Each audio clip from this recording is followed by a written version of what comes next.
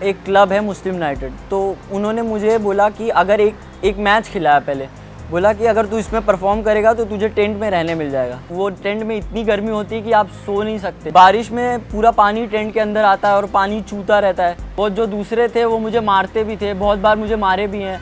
फिर बोलते थे खाना बना नहीं बनाएगा तो खाना नहीं मिलेगा। कुछ ही दिन पहले मुझे सचिन सर ने बैट दिया।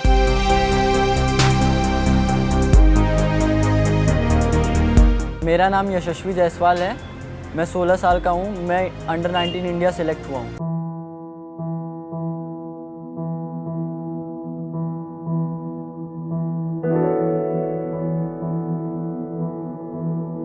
मेरे सीनियर्स थे, वो मुझे बोलते थे मोंटी यहाँ पे मत रहे, यहाँ पे वेस्ट हो जाएगा, कहीं बाहर जा, मुंबई जाके खेल। तो मैं पापा के साथ मुंबई आ गया। पापा बोले यहाँ पे तू कैसे रहेगा, कहाँ पे रहेगा। मैं बोला चाचा के यहाँ रह लूँगा। चाचा ने एक दूध की डेयरी पे ऐसा कह के बोला कि मैं थोड़ा काम कर लूँगा और मैं वहाँ रह भी सकता हूँ। वहाँ पे मतलब ऐसा था कि सुबह हम 5 बजे तो उठना एक कंपलसरी रहता था। थोड़ा साफ़ सफाई करके प्रैक्टिस करने चला जाता था। फिर प्रैक्टिस करके जब भी वापस आता था तो वो बोलते थे कि बैठो दुकान पे, तो मैं थका रहता था तो मैं नहीं बैठता था। एक दिन ऐसे ही उन्होंने एक झटके से मुझे वहाँ से निकाल दिया और मेरा मुंबई में कोई था भी नहीं, मैं चाचा को भी नहीं बोला था, मैं एकदम शॉक था एक्चुअली। तो सबसे पहले मैंने एक काम किया, मैं अपना सामान लिया और आज़ाद मैदान चला गया। एक इमरान सर करके उनका एक क्लब है मुस्लिम यूनाइटेड, तो उन्होंने मुझे बोला कि अगर एक मैच खिलाया पहले, बोला कि अगर तू इसमें परफॉर्म करेगा तो तुझे टेंट में रहने मिल जाएगा।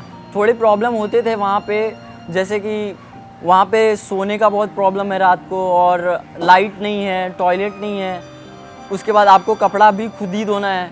तो ऐसे रह के तो कुछ दिन ऐसा निकलते गया, पर वो बहुत स्ट्रगल था। मतलब थोड़ा मैं मैनेज नहीं कर पा रहा था वो इतना, और ऊपर से ना आप किसी को अपनी बात शेयर कर सकते हो, क्योंकि वो जो माली थे वो मुझसे अच्छे से उतना बिहेव नहीं करते थे। वो जो दूसरे थे वो मुझे मारते भी थे, बहुत बार मुझे मारे भी हैं। फिर बोलते थे खाना नहीं बनाएगा तो खाना नहीं मिलेगा। मैं एक काम और करता था, वहाँ पे पानी पूरी बेचता था। जब भी रात को मैं वहाँ पे आता था टेंट में, तो उससे मुझे कुछ पैसे भी मिल जाते थे, मुझे भी मज़ा आने लगा। धीरे धीरे मैं एंजॉय करने लगा वो भी जो था। पर मैं हर टाइम यही भगवान से मनाता था कि हे भगवान मैं कुछ करूँ अच्छा। फिर प्रैक्टिस के बाद मैं वापस आता था टेंट में और ट्राई करता था कि मुझे कोई मैच मिल जाए।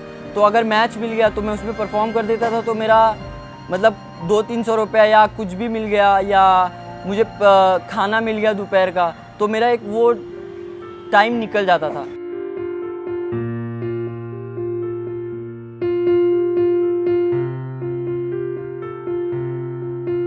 मैं एक्चुअली इतने प्रॉब्लम में था कि मैं करते करते थक चुका था मेरे अंदर, और मतलब मैं और कर नहीं पा रहा था, अकेला पड़ रहा था, बहुत अकेला पड़ रहा था। जब मेरी लाइफ चेंज हुई, जब मुझे ज्वाला सर मिले।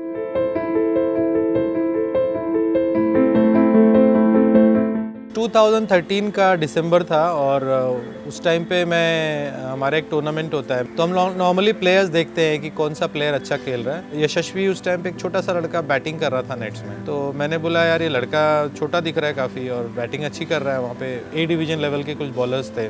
फिर मैं बोला कहाँ रहते हो, तो बोला सर कहीं भी रह जाता हूँ, फिलहाल तो मैं ये मुस्लिम यूनाइटेड के टेंट में रहता हूँ। मुझे सर ने इसलिए हेल्प किया क्योंकि सर का भी बैकग्राउंड सेम था, वो भी बहुत मेहनत करके आए, उनको भी बहुत सेक्रीफाइसेस करने पड़े, पर उनको कोई सपोर्ट नहीं किया। मैं बहुत मिस करता था कि मुझे कोई कोच करे, कोई मुझे सही और गलत में फ़ैसला बताए। तो मैंने उसको बोला अभी आज के बाद तुम हमारे यहाँ प्रैक्टिस करने के लिए आओ और पहले मैं चेक करूँगा कि तुम प्रैक्टिस में कितना डेडिकेटेड हो।